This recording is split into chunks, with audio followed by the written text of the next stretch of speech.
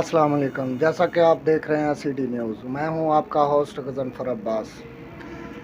वक्त गुज़र जाता है कहते हैं लोग, वक्त गुज़रता नहीं गुज़र जाते हैं लोग। तो आज हमारे साथ हैं एक खातून मजबूर, बेसहारा, लाचार। तो इनकी ज़बानी सुनते हैं। अस्सलाम वालेकुम। तमाम मुसलमान भैन भाई और जिन्ने भी आला हजरात ने, सब नू मेरा अस्सलाम वालेकुम। मैं एक बहुत मजबूर और गरीब औरत हाँ, लेकिन मेरी बच्ची का हक नहीं सी मिल रहा। मेरी बच्ची तुम देख रहे हो अजीब अजीब हरकत कर रही है। मैं अपनी बच्ची वास्ते बहुत मजबूर हाँ। माशाल्लाह इसकी उम्र 22 साल के करीब है। मेरा कोई बहन भाई, कोई रिश्तेदार, कोई अजीज़कार मेरा साथ नहीं देंदे है। इस बार मेरे जितने भी बहन भाई मुसलमान आला काम, जितने भी सरकारी IG DIG इतों तक नवाज शरीफ साहब, जिन्ने भी काम ने मेहरबानी कर सानू सहारा दिता जाए। साडे सिर ते छत नहीं है, साडे सिर ते कोई सहारा नहीं है, ना साडे घर च खान नूं 35 साल तो मैं दर बदर ते ठोकरां खा के मैं अपनी बच्ची दी एक महल्ले विच कफालत कर रही हाँ। कभी ਉਹਦੇ दर ते मैं काम कर रही हाँ, कभी ਉਹਦੇ दर ते, कभी मैं मजदूरी कर रही हाँ, कभी मैं सारा सारा दिन सिर ते पराता रख के मैं शक्करकंदियां बेच रही हाँ। मेरे इन्हां सब गल्लां दा सिर्फ इन्हां गल्लां करन दा सिर्फ एक ही है कि मैं काफ़ी मजबूर, मैं ज़्यादा मतलब कि मैं नहीं कह सकती।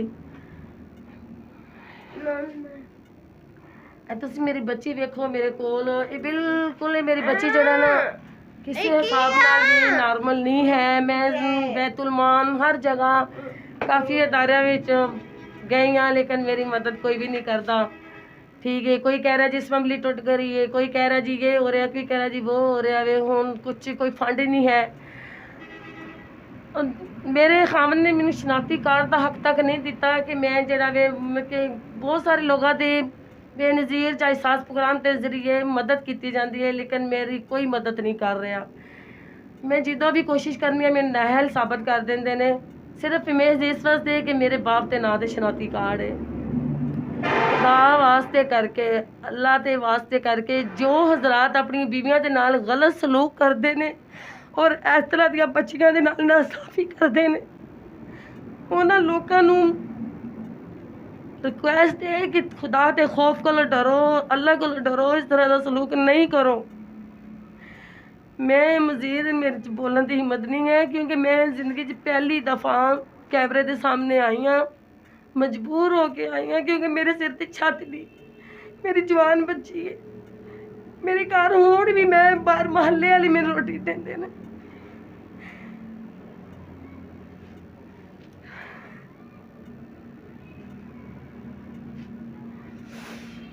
देखो मेरी बच्ची मेरे आंसू देख के जरा वे कितनी कंफ्यूज हो गई है और रोन की कोशिश कर रही है।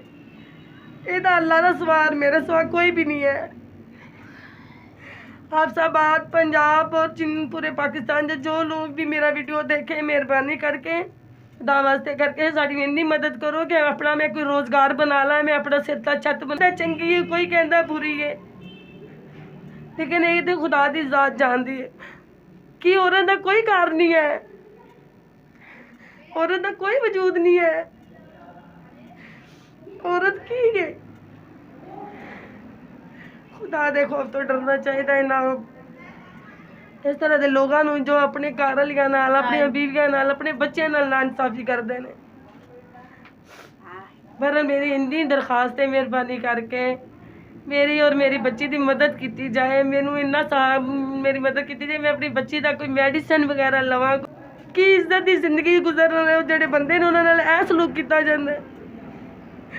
मेरी जिंदगी के 47 साल हो गए ने, 35 साल मैं शहर हाफसाबाद गुजार दिते हैं, लेकिन मैं आज तक कभी किसी ने दगा फरेब कुछ भी नहीं किया। मैं अपनी मेहनत करनी हाँ, कभी रिश्ते करवाने की सूरत विच, कभी लोगों के घर के कपड़े धोने की सूरत विच, कभी सिर ते थार रख के चने बेचने की सूरत विच।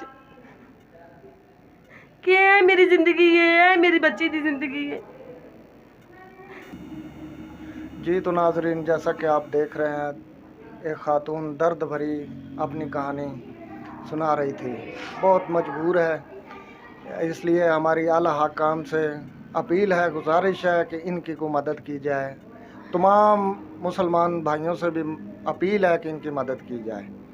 जहाँ तक हो सके हम भी मदद करेंगे इंशाअल्लाह। हम इनका नंबर ऐड करवा देते हैं 030064114423 और वीडियो में आपको मेंशन भी कर देंगे इनका नंबर। जो वो हजरात इनकी मदद करना चाहें, जायज़ कैश इनके नंबर पे हैं, आप उनकी मदद कर दें। अब तक के लिए CD न्यूज़, अल्लाह हाफिज़।